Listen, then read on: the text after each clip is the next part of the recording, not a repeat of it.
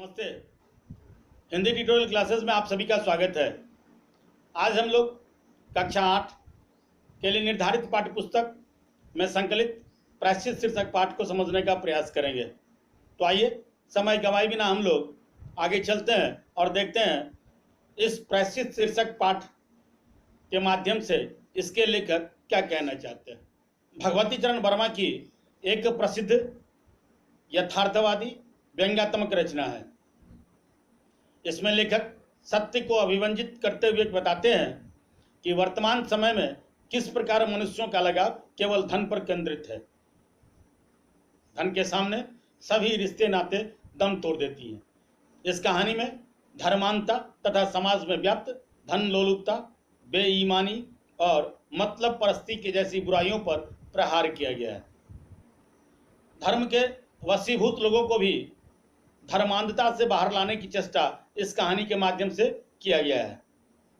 कारण कई बार नहीं चाहते हुए भी व्यक्ति को पाप पुण्य के वशीभूत अपनी सामर्थ्य से अधिक धन व्यय करने के लिए विवश होना पड़ता है। यह कहानी ऐसी ही एक सामाजिक रूढ़ी पर आधारित है।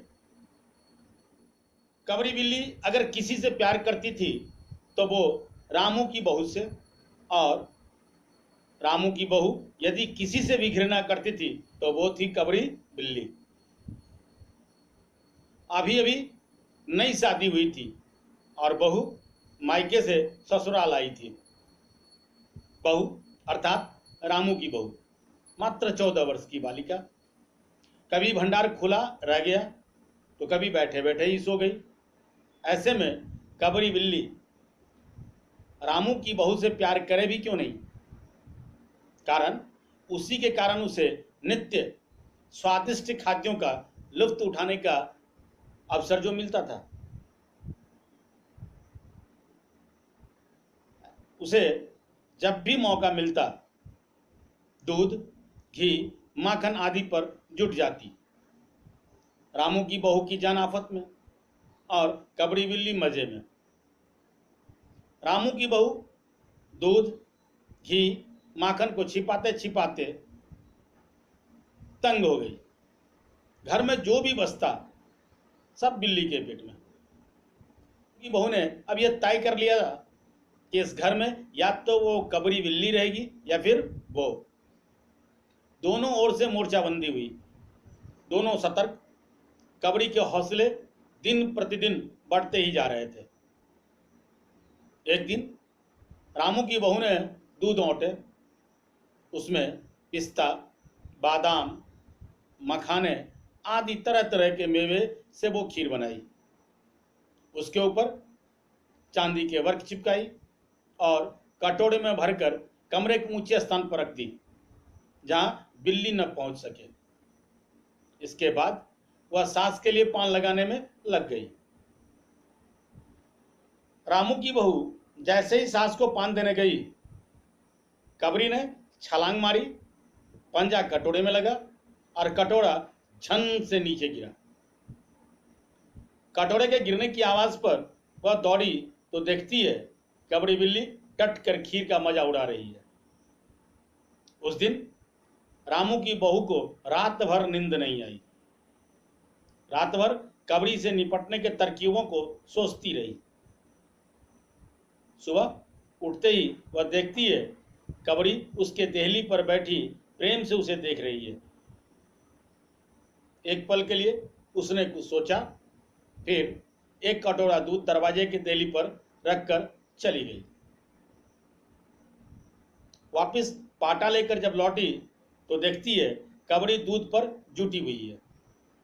उसे मजा चखाने का सही मौका देख बहू ने पूरी ताकत लगाकर बिल्ली पर पाटा को पटक दिया। कबरी बिल्ली हिली न डुली, न चीखी, न चिल्लाई, बस एकदम उलट गई। पाटा की आवाज पर महरी, सास, मिश्रानी सब दौड़ी आई। बिल्ली की हत्या की खबर बिजली की तरह पड़ोस में फैल गई। घर और पड़ोस की औरतों की बातों से घबराई बहू चुपचाप सबकी बातें सुनती रही। अंत में बिल्ली को मारने से अपशगुन होने की आशंका के निवारण मतलब प्रायश्चित के लिए पंडित परम सुख को बुलाया गया। काफी मोल भाव के बाद 11 तोले सोने की बिल्ली, 21 दिन का पाठ, 21 रुपये दक्षिणा, 21 दिन दोनों वक्त 5 ब्राह्मणों को भोजन निश्चित किया गया। दान के लिए 10 मन गेहूं, 1 मन चावल, 1 मन दाल, मन भर तिल, 5 मन जौ, 5 मन चना, 4 पसेरी घी और मन भर नमक भी निश्चित किया गया। अभी पंडित जी के साथ ये सब बातें हो ही रही थी कि इसी बीच हाँफती हुई मैरी कमरे में आई और हड़बड़ाते लड़खड़ाते आवाज में बोली, बिल्ली तो उठकर भाग गई। तो ये थे भगवती चरण वर्मा द्वारा लिखी गई कहानी प्रायश्चित। इस कहानी में लेखक ने धन को ही धर्म भीरुता, रूढ़िवादिता और पाखंड का मूल कहा है। आशा है आपको ये प्रायश्चित शीर्षक कहानी आपकी समझ में आई होगी, आपने इसको बेहतर तरीके से समझा होगा और ये वीडियो आपको पसंद भी आया होगा। यह वीडियो आपको पसंद आया हो तो लाइक करें, अपने मित्रों तक इसे शेयर करें। अगर अभी तक आपने चैनल को सब्सक्राइब नहीं किया है तो चैनल को सब्सक्राइब करें, बेल आइकन जरूर दबाएं ताकि समय से नए वीडियो का नोटिफिकेशन सबसे पहले आपको मिले। आप देखते रहिए हिंदी ट्यूटोरियल क्लासेस। धन्यवाद।